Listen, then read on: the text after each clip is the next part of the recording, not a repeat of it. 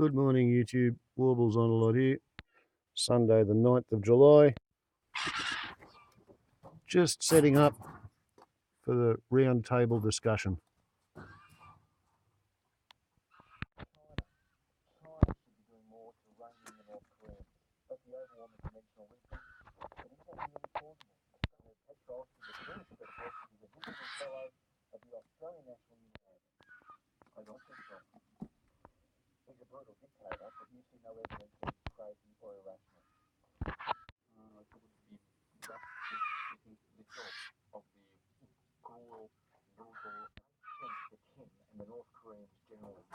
War, but the sorry state of the Federal Liberal Party, it justifies yet another roundtable discussion, don't you think? We've had open warfare that's broken out in this once great political party during the past fortnight.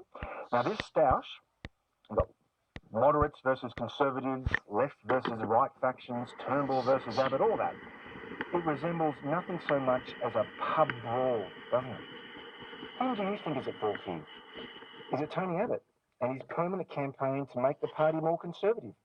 Here he is, the former Prime Minister with 2GB's Ben Fordham on Wednesday. Are you going to be able to continue the commentary, the advice that you're offering Malcolm Turnbull and the government, or will it reach a stage where you have to put up or shut up? Well, the last thing I want to do is to be difficult. But I think that as members of Parliament, as backbench members of Parliament, we have a right, sometimes a duty, to say our piece. But the best thing for Australia is that Malcolm Turnbull be the best possible Prime Minister. That's Tony Abbott on 2GB this week. Is he at fault? Or does the Liberal problem lie with Malcolm Turnbull, who's apparently pushing a Labor light agenda that has disgusted and appalled the party's grassroots? Or is the crisis more deep-seated? And does it reflect global trends? Remember, Conservatives are showing signs of splintering in North America and Western Europe. For many mainstream Republicans in the United States, Donald Trump is not one of them. What do you think about the state of the Liberal Party? Well, three of my panellists are leading authorities on Australian liberalism and the party of Menzies, Fraser and Howard. John Roscombe is Executive Director of the Institute of Public Affairs. Judith Brett is Emeritus Professor in Politics at La Trobe University. She's also author of, among other books, Robert Menzies' Forgotten People. And Terry Barnes is a policy consultant who worked as a Howard Government Senior Advisor, as did John Roscombe. John, Judy, Terry, thanks so much for coming on to Sunday Extra this morning. Good morning, John. Hello. Good morning. Terry, what's the problem with the Federal Liberal Party? How long do we have? Look, the Federal Liberal Party, the Liberal Party as a whole, to be honest, is going through a really major crisis. There's no question. It's a crisis of personalities, it's a crisis of leadership, it's a crisis of ideas, and it's a crisis of direction. It's really, in a sense, over the last decade, since the 2007 election when John Howard lost, really struggled to find a sense of what it stands for, where it's going, what its basic core values are. And in a sense, I think history's come around again. I remember back in the 60s, I think Catherine West wrote about the Liberal Party being power without ideology. And in a sense, that's happened again. That's interesting. Now, John, you told the Fairfax Press recently that, quote, the lazy and self-indulgent Liberal Party is facing an existential crisis, and go on to say that has exposed deep wounds from which it may never recover. Really so glum? Absolutely, Tom. As Terry outlined, the Liberal Party is facing many challenges, but the key challenge is a philosophical one. The significance of 2007 is not just that John Howard and Peter Costello lost an election to Kevin Rudd, but quickly after that came the global financial crisis. And exactly as you identified in your introduction, by and large, centre-right parties in the developed West have struggled to come to terms with the consequences of a belief that it was the free market that gave us the global financial crisis. We have these exact same challenges and questions asked about the Conservatives in Canada, the Tories in the UK, and exactly as you said, in the US.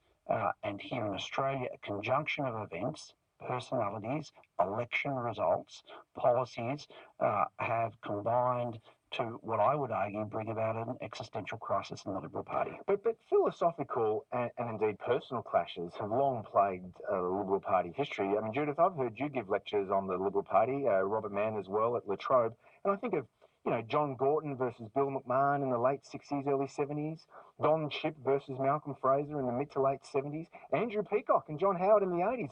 What's so significant about this crisis today? Well, I think one of the things that I've always seen as a constant in the history of the Liberal Party is that it saw itself as a party of government, not a party that was a vehicle for ideology. Yes, it has underlying philosophical positions and values, but its core mission was to be a party of government. And what I see happening at the moment looks much more like the sort of struggle that's happened with inside the Labor Party at various points, where you've got a small group of people who are holding to an ideological position that has very little electoral support and which is, in a sense, hamstringing the capacity of the party to deliver government at the centre, which the people want. So I see it as a bit like, that Abbott is a bit like the sort of extreme socialist left or the Jack Langites in the 1930s that brought down the Curtin government. So do you think we're witnessing an irreversible split then in the party's parliamentary ring, Judith?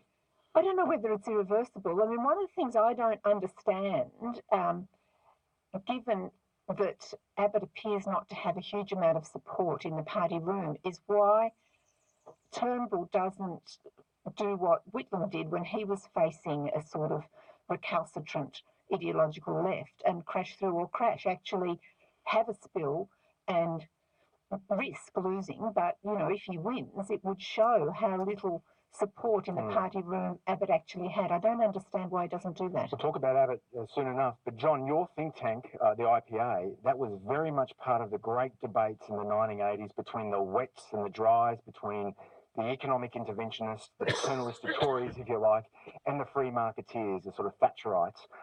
What distinguishes this debate from that one? There's a couple of things. One is that now the so-called voice of the dries, let's call it the free market liberals, is largely absent from the debate.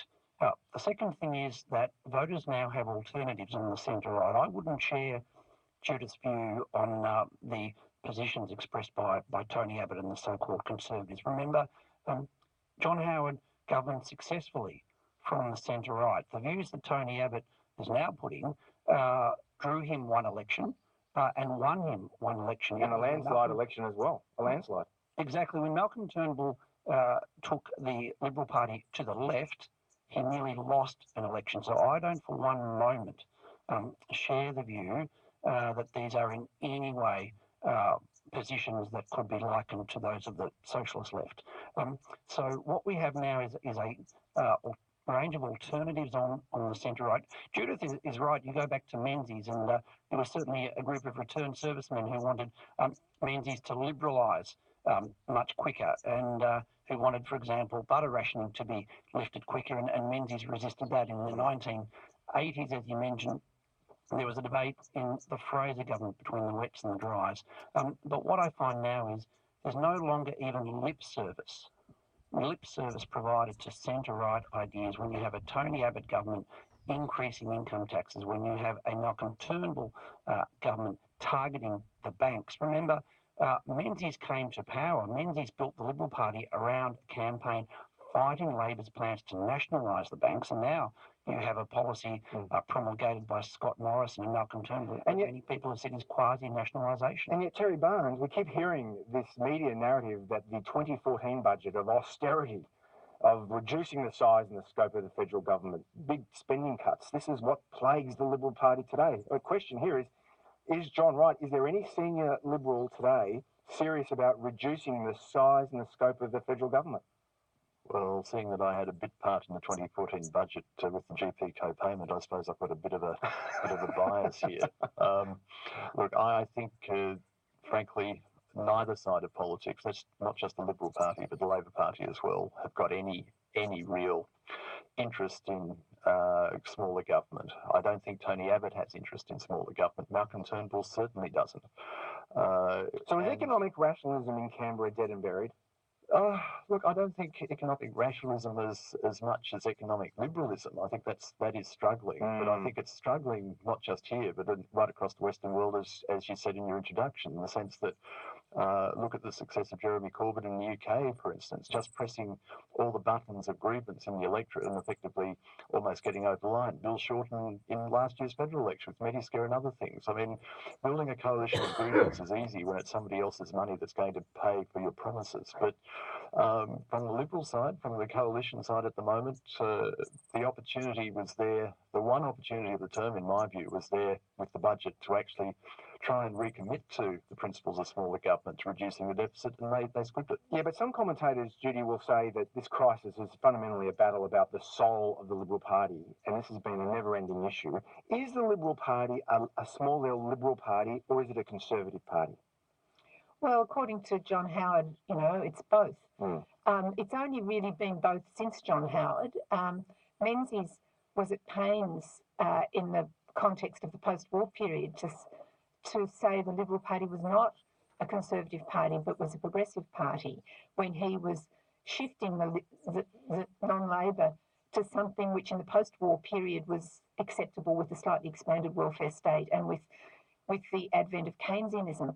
I mean, I think what's happening at the moment is similar to the period of policy confusion we had when Keynesianism was collapsing in the middle to late 70s, and that neoliberalism is, in a sense, has collapsed as a plausible framework.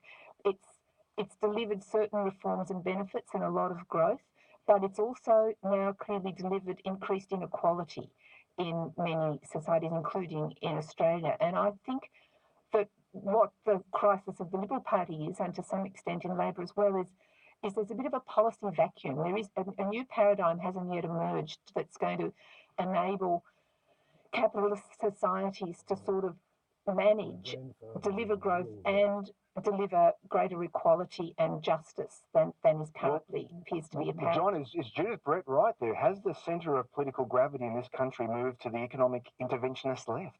Oh, look, it absolutely has, Tom. I'd agree with Judy's position on that. When you look at the budget papers, you have under a Conservative government nominally an increase in the size of government by something like 10%.